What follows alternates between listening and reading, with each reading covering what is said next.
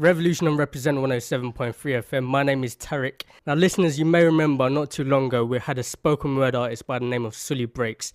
Came down, dropped a live session, and a lot of you were excited about that. I was excited this morning when I opened up a package, had no idea what it was. Opened it up, put it in the player, pressed play, and it totally blew me away. It's his brand new piece from his brand new The Dorm Room EP. I'm going to have to let spoken word do what it does best and let it speak for itself. Brand new Sully Breaks.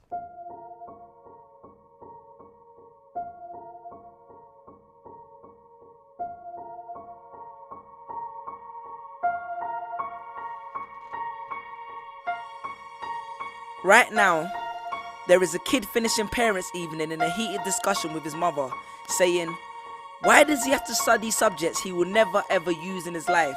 And she will look at him blank-eyed, stifle a sigh, think for a second, and then lie.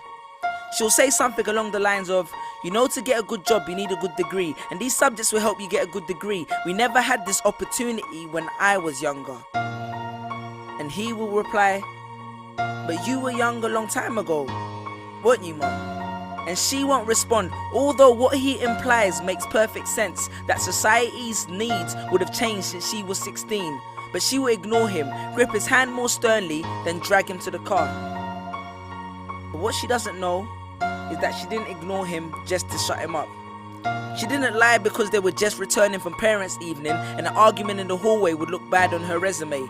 She won't lie because she's just spent the last 1 hour convincing a stern-faced teacher that she will ensure that her child studies more at home. No, she will lie simply because she does not know any better herself.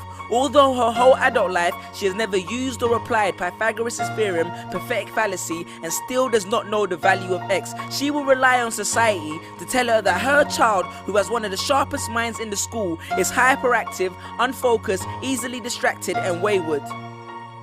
Students, how many equations, subjects, and dates did you memorize just before an exam never to use again?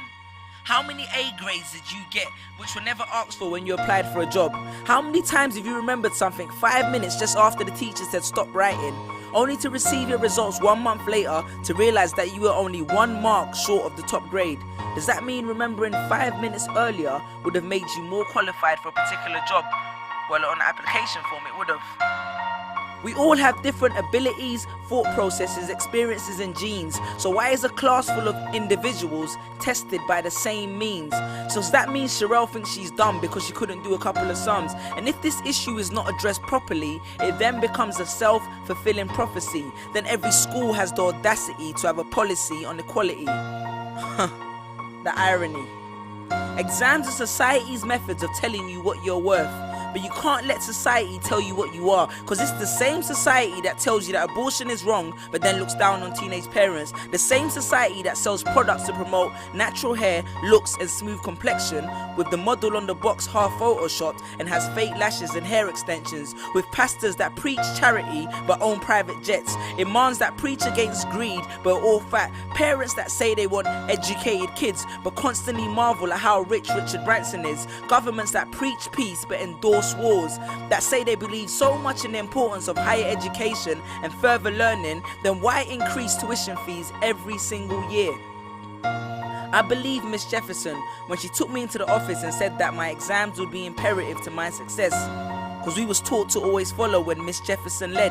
But then I took Jefferson out of the equation and learned to think for myself. I realized we was taught to always follow when Miss led. The irony. Test us with tests, but the finals are never final, because they never prepare us for the biggest test, which is survival.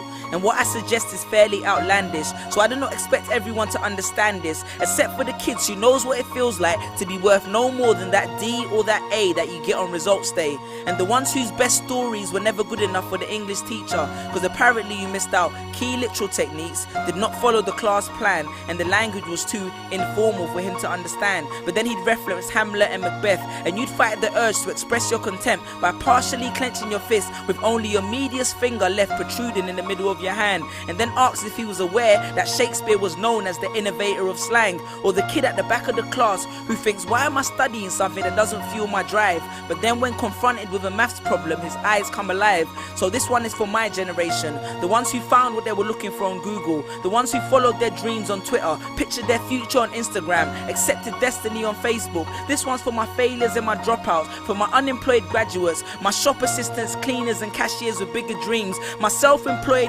entrepreneurs, my world changers and my dream chasers. Because the purpose of why I hate school but love education was not to initiate a worldwide debate, but to let them know that whether 72 or 88, 44 or 68, we will not let exam results decide our fate. Peace. Just these pictures on my phone, sitting all alone, visualizing home. And all my friends were just these pictures on my phone, pictures on my phone.